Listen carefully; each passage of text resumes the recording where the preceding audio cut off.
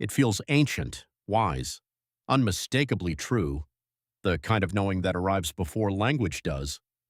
But for a lot of people, what feels like intuition is actually something else entirely, wearing intuition's clothes. A very old alarm system dressed up in the language of instinct. And the difference between the two isn't philosophical, it's quietly shaping every major decision you make. Who you trust, who you leave, what you say yes to, and what you run from before you even understand why. Let's call her Nadia. She's 30. 3 weeks into a promising new relationship, she gets a familiar feeling, a tight, urgent sense that something is off. Her new partner didn't text back for 4 hours. He mentioned an ex in passing, casually, without any tension in his voice. Small things, nothing objectively alarming. But the feeling in her chest says otherwise. It says, pay attention, something here isn't safe. Nadia has learned over the years to trust this feeling completely. She calls it her intuition, and she's proud of how attuned she is to it. So she pulls back, she goes quiet. She starts building a mental case for why this, too, will probably end the way things usually do. Weeks later, in a completely different context, Nadia notices the exact same tight, urgent feeling, this time right before a work presentation that later goes fine. And then again, the week after that, watching a completely ordinary movie with a tense scene. The feeling is identical every time. Same tightness, me too, same urgency, same certainty that something bad is imminent. If the sensation is identical whether she's meeting a genuinely reliable partner, walking into a normal meeting, or just watching a movie, it's worth asking whether that feeling is actually reading the specific situation in front of her, or just running the same old program regardless of context. Here's what's actually happening. Real intuition and anxiety can feel almost identical in the body. Both show up as a tightening in the chest, a spike in alertness, an urge to act immediately.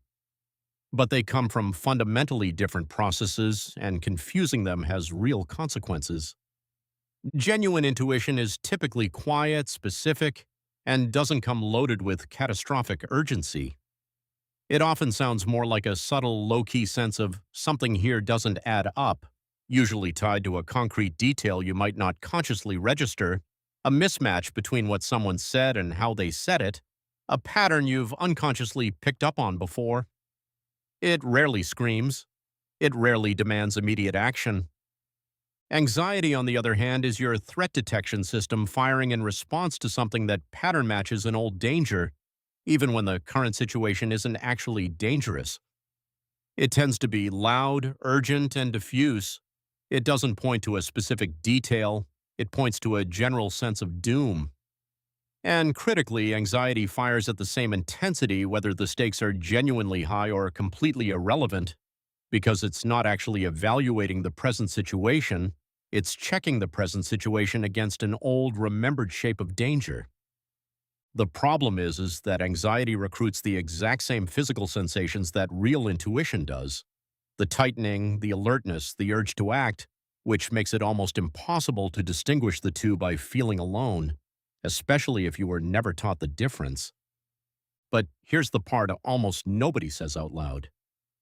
People who grew up in unpredictable environments often develop hypervigilance, an internal alarm system tuned to detect danger early before it fully arrives.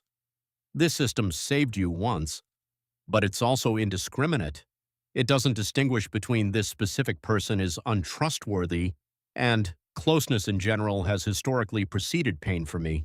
It just fires the same signal for both. This creates a strange trap.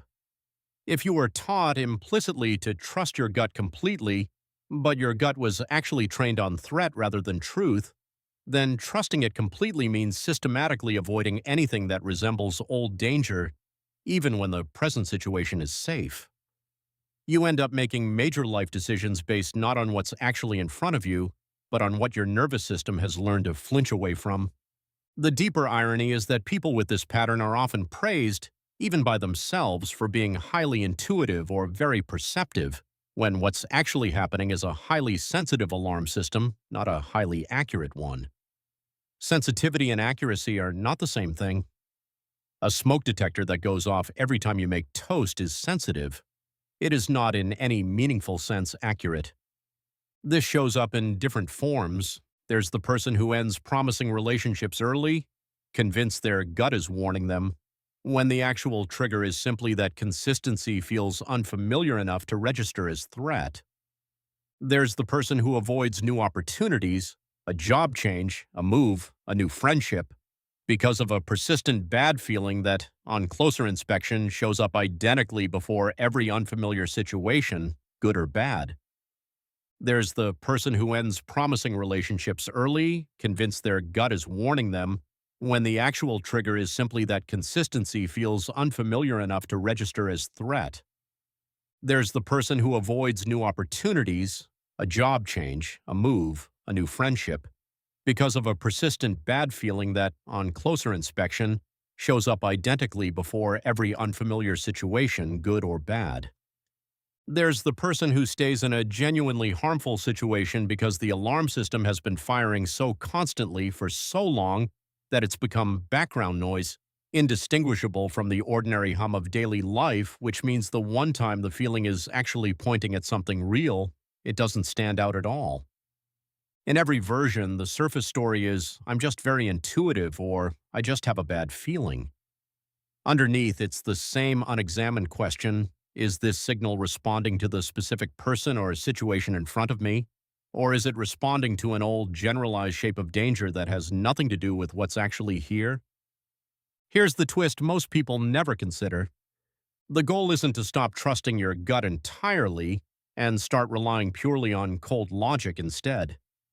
That overcorrection usually backfires because real intuition, the quiet, specific kind, is genuinely valuable, and ignoring it entirely just replaces one blind spot with another.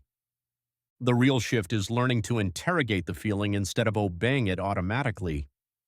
When that tight, urgent sensation shows up, the question that actually helps isn't, what is this feeling telling me? It's, what specific, observable thing is this feeling responding to? And would I have the same reaction to this exact detail if it happened with someone or something I already trust? If you can point to something concrete, a specific inconsistency, a specific action that doesn't match someone's words, that's closer to real intuition doing its job. If the feeling is diffuse, generalized, and shows up with identical intensity across completely unrelated situations, that's closer to an old alarm system firing on pattern match alone, regardless of actual content. This distinction takes practice. It means for a while sitting with the discomfort of not immediately acting on the feeling, pausing long enough to ask what it's actually pointing at, rather than treating urgency itself as proof of accuracy. So the next time that familiar tightness rises in your chest, the one that feels like unmistakable truth, like your body knows something your mind hasn't caught up to yet, pause there for a moment before you act on it completely. Ask what specifically it's responding to, not the feeling itself, but the actual evidence underneath it.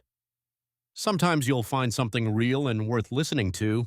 Sometimes you'll find an old alarm, mistaking today for a day that already happened, a long time ago, to a version of you who needed it to be that loud just to survive. Your body was never wrong to protect you back then. It's just allowed now to learn the difference between a memory and a warning.